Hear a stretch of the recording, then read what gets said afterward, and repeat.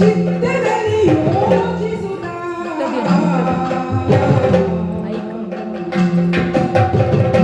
ಜರುಗಿದ ಘಟನೆಯನ್ನು ನೆನೆದು ಮರುಗಿ ಕ್ಷೀರದಾಯಕ ಮಿತ್ತ ಮರ್ತೀರ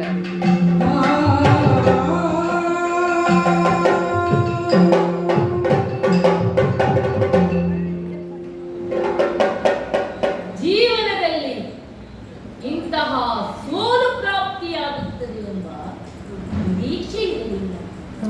ಸರ್ವಸ್ವವಿದ್ದರೂ ವಾಮಭಾಗವನ್ನು ಅಲಂಕರಿಸಬಲ್ಲ ಅರ್ಧಾಂಗಿಯ ಕೊರತೆ ಇದ್ದರೂ ಇಂದಲ್ಲ ನಾಳೆ ಎಂದಾದರೂ ಆ ಸ್ಥಳ ತುಂಬುವ ಭರವಸೆಯಲ್ಲಿದ್ದೆ. ಬಂದನಲ್ಲ ಗೂಢಾಚಾರ, ತಂದನಲ್ಲ ಸಿಹಿ ಸುದ್ದಿ ಕಾಶಿಯಿಂದ. ಮೂವರು ಸಹೋದರಿಯರಿಗೆ ಸ್ವಯಂವರ, ವಿಕ್ರಮವೇ ಪಣ. ಎಲ್ಲರನ್ನೂ ಗೆದ್ದವರಿಗೆ 3 ಹೆಣ್ಣು ಮಕ್ಕಳು ವರಮಾಲೆ ತೊಡಿಸುವರು ಎಂಬ ಸುದ್ದಿ ಕೇಳಿ ಕಾಶಿಗೆ ತೆರಳಿದೆ. ಉದ್ಯಾನವನದಲ್ಲಿ ಕಿರಿಯ ರಾಜಕುಮಾರಿ ಅಂಬೆಯ ಪರಿಚಯವಾದ ಪ್ರಣಯಕ್ಕೆ ತಿಳಿದು, ತಂಗಿಯರು ಯಾರನ್ನೇ ವರಿಸಲಿ ನಾನು ಮಾತ್ರ ನಿನ್ನನ್ನೇ ವರಿಸುತ್ತೇನೆ ಎಂದು ಭಾಷೆ ಕೊಟ್ಟದ್ದೇನೋ ಸರಿ. ಹಸ್ತಿನಾವತಿಯಿಂದ ಭೀಷ್ಮ ಸ್ವಯಂವರ ಮಂಟಪ ಪ್ರವೇಶಿಸಿದಾಗ ನನಗೂ ಭೀಷ್ಮನಿಗೂ ಆದ ಯುದ್ಧದಲ್ಲಿ ಧಾರಾಳ ಪೆಟ್ಟು ತಿಂದೆ. ಎಡಗಾಲಲ್ಲಿ ಒದೆದು ನನ್ನ ಎದುರೇ ಅಂಬೆಯನ್ನು ರಥದಲ್ಲಿ ಕುಳ್ಳಿರಿಸಿದ. ನನ್ನ ಅಂತಹ ಹೀನ ಸ್ಥಿತಿಯನ್ನು ಕಂಡು ಮೂಕ ವಿಸ್ಮಿತಳಾದಳೇ ಅಂಬೆ. ಇಲ್ಲ ಇಲ್ಲ, ನನ್ನ ಕಡೆ ದೈನ್ಯತೆಯ ನೋಟ ಕೂಡ ಬೀರಲಿಲ್ಲ. ನಾನು ಸಾಲನಲ್ಲಿ ಮಾರು ಹೋಗಿದ್ದೇನೆ. ತಂದೆಯಲ್ಲಿ ಅಥವಾ ಭೀಷ್ಮನಲ್ಲಿ ಸೂಚಿಸಬಹುದಿತ್ತು, ಪ್ರಾಯಶಃ ಸೂಚಿಸಲಿಲ್ಲ. ಹೆಣ್ಣು ಎಷ್ಟು ಸ್ವಾರ್ಥಿ ಎಂಬುದನ್ನು ಅರ್ಥ ಮಾಡಿಕೊಂಡು ಹೆಣ್ಣು ಸಿಗದಿದ್ದರೆ ಹೋಗಿ ಅವಳಿಗಾಗಿ ಭೀಷ್ಮನಿಂದ ವಿನಾಕಾರಣ ಪೆಟ್ಟು ತಿಂದೆನಲ್ಲ. ಅಯ್ಯೋ ಅಯ್ಯೋ, ಹೋಗಿ ಯಾರು ಹೊರಬಾಗಿಲಿನಲ್ಲಿ ಮುದಿ ಬ್ರಾಹ್ಮಣ ಹುಡುಗಿಯೊಂದಿಗೆ ಬಂದಿದ್ದಾರೆ. ಆಗಲಿ ವರ ಹೇಳಿ, ಸದ್ಯಕ್ಕೆ ಮದುವೆ ಬೇಡ ಎಂದು ಕೊಟ್ಟರೆ ಈ ಬ್ರಾಹ್ಮಣರು ಬಿಡಬೇಕಲ್ಲ.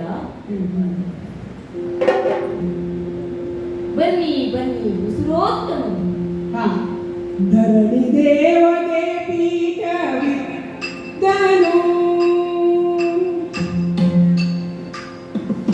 ಕಳೆದು ತರುಣಿಯ ನೋಡುತ್ತಲೆಂದನು.